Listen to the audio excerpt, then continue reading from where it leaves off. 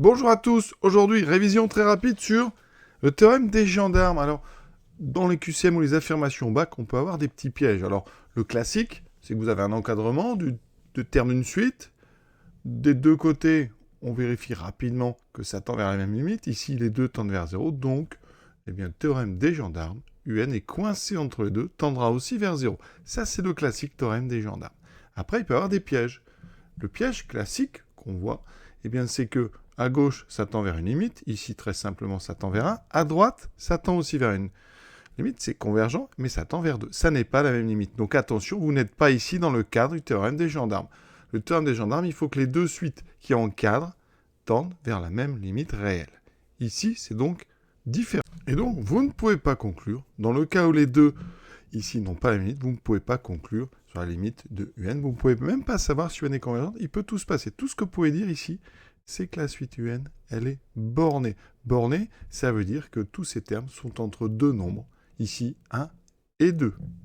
Pour représenter ça et visualiser ça mieux, j'ai tracé les courbes des fonctions d'expression 1 moins 3 sur x et 2 plus 1 sur x.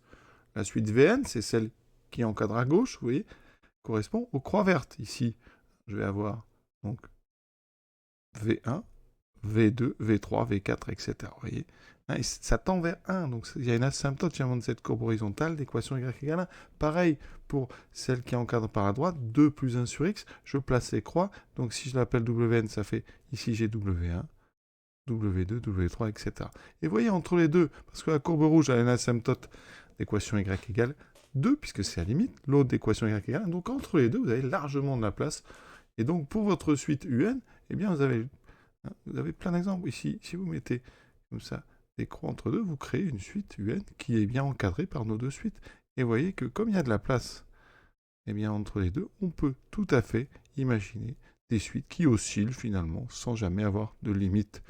Donc on peut avoir des suites qui ont des limites. Par exemple, si je pourrais imaginer la suite constante UN égale 1,5, elle serait convergente, celle-là, elle est constante, et je peux imaginer des suites comme ça, qui oscillent aléatoirement entre ces deux courbes. Et donc, vous voyez, il y a des exemples où n va converger, des exemples où n divergera, donc on ne peut pas conclure quant à la convergence de cette suite. Donc faites bien attention. Donc je répète, quand vous avez un encadrement ici et que les deux qui encadrent n'ont pas la même limite, eh bien on ne peut pas savoir si ça converge. La seule chose que vous pouvez savoir, c'est qu'elle est bornée. Voilà, une suite qui est coincée entre deux autres, qui ont des limites finies, bien sûr, elle est bornée. C'est tout. À très bientôt.